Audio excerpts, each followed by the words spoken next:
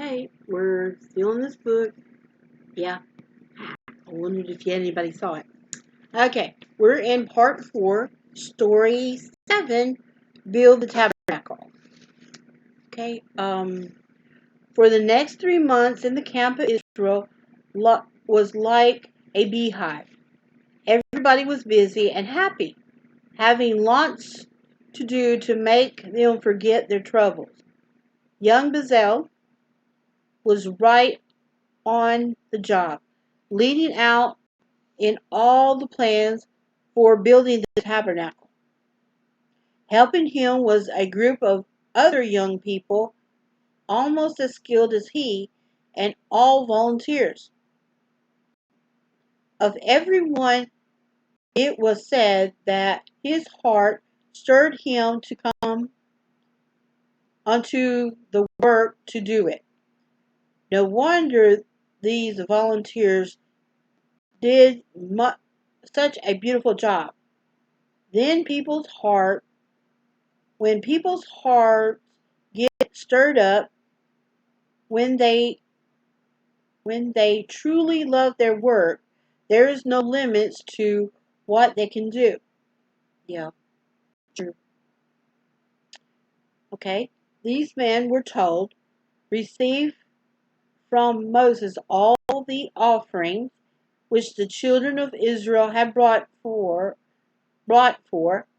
the sanctuary. In other words, Moses turned over to them the piles and piles of gifts that the people had brought to him. And and very first thing they had to do was sort everything out. Things made of gold went into one bin, those made of silver into another, the pieces of brass went into the third, the all kinds of precious stones made a sorting job of its own. Then the goat skins, the ram skins, and the badger skins all had to be put in separate places. So also the linen and the spices, the dyes, and all the rest. When 1,000,000 people began giving, there's no knowing what will turn up. Sorting wasn't made any easier by the fact that having begun to give, the people didn't want to stop. Every morning they lined up with more and more gifts until the sorters didn't know what to do with all the stuff. Tell them to stop, they begged Moses. We have far too much already. Moses came to see for himself and found the report only too true. So he sent messengers through the camp to tell the people not to bring any more. And then it has a beautiful illustration. And why it has a leopard skin? I mean, I know they have spotted goats and spotted sheep, but this looks more like a leopard skin.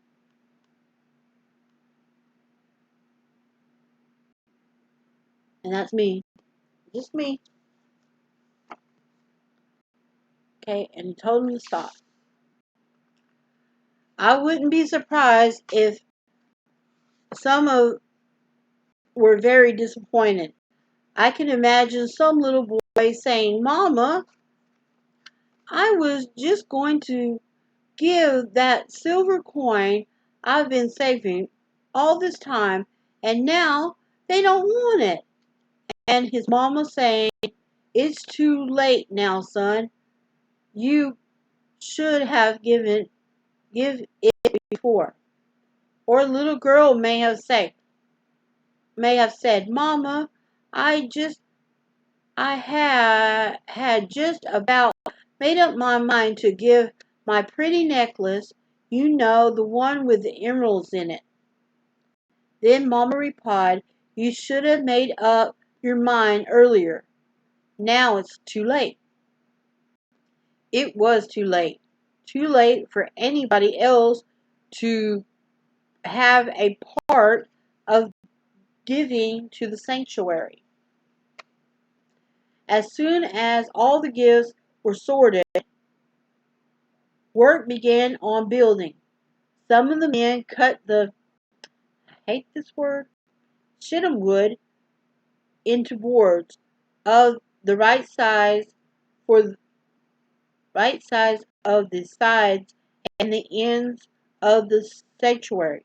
Others melted down the various metals, made molds for the casting, and began to beat the gold into thin sheets. Yeah, uh, I know about that. Being an artist, you have to know at least a little bit of this. Some of the women spun thread for the fine linen. Others spun goat hair for one of the curtains, and still others prepared dyes, being carefully to get it exactly the right color. Yep, I know about that. Not the spinning of the goat's hair or the cotton for the linen, but I know about the dyes. I had a class to do that one time. We did that. Bezalel himself made the ark, which was to contain the Ten Commandments and be the center of all the services. Because the glory of God would appear above it, he made it as perfect as he could. Of all the work he had ever done in his life, this was his finest. Never had he joined pieces of wood so exactly. Never had he beaten out gold so smoothly. There was not a crack, a dent, or a rough place anywhere. With a thrill he must have felt as he worked over the mercy seat. What a thrill. Yeah.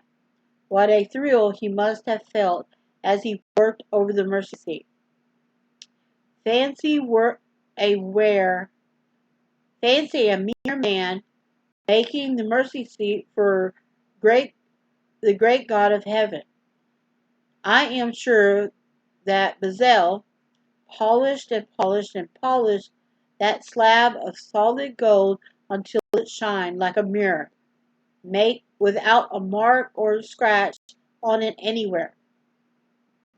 Above the mercy seat he put two golden angels, or cherubim, which, with great skill and many hours of work, he beat out of solid gold.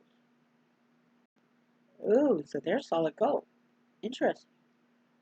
We all have, when all finished, I imagine he stood back and looked at the beautiful, shining cabinet with honest pride, but still wishing that his poor hands might have made it better.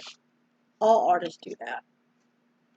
I got some pieces I want to change or redo, and this is a two-page illustration of them working. Everybody taking their part.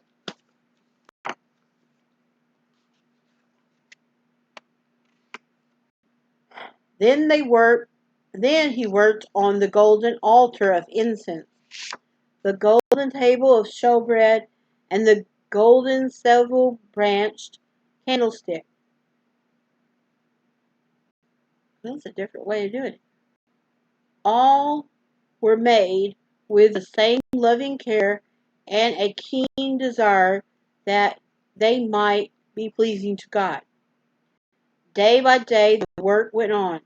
Those who were not able to help crowded round to watch as each piece of the tabernacle gradually took shape.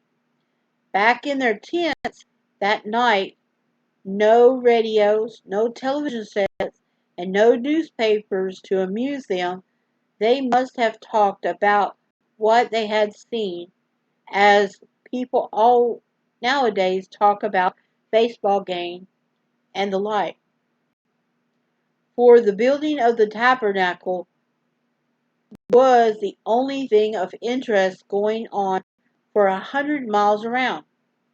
No doubt, too, many went to Moses to ask him about the meaning of everything, and this gave him a chance to tell the story of God's plan of salvation over and over. At last, just 6 months from the day the work was began, Bezalel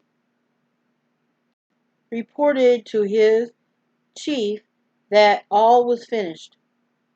The tabernacle, the lovely golden furniture, the altar of brass for the burnt offerings had that were on the stand in front of the tabernacle, the long curtain that would act as a sort of fence around everything, even the rich robes that Aaron and his sons were to wear, all were made just as Moses had asked. "Well done, Bezalel, I am sure," he said, for it was a wonderful thing the young man had accomplished out there in the desert, with not a single power tool to help him. Yeah, that's very. Ooh, I remember watching them. I'd never done the lost wax, but I saw how they did that. That's the technique with the metal. Okay. Oh, let me get back to the story.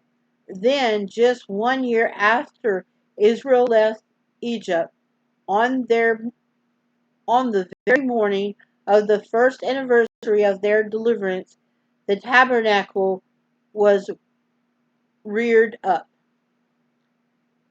What excitement! Everybody was there to see it happen. Men, women, and children, the whole million of them.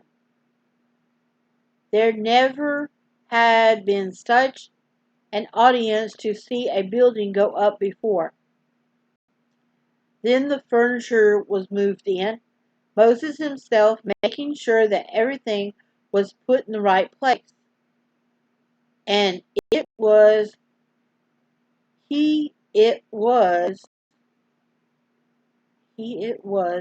who to put the 2 tables of the law in the ark and cover them with the mercy seat. That don't make any sense. Sometimes when I'm reading it don't make any sense because it don't sound right. My ears sound right with my face, but okay, let me back. At last all was in order. So far as Moses could see, everything had been done exactly according to the pattern that God had showed him in the mount. In the mount. Yep. But would it please him? Was he satisfied? Suddenly, as everybody stood watching and wondering, a cloud covered the tent of congregation, and the glory of the Lord filled the tabernacle. It just had been a tremendous sight. Everybody was thrilled and so happy.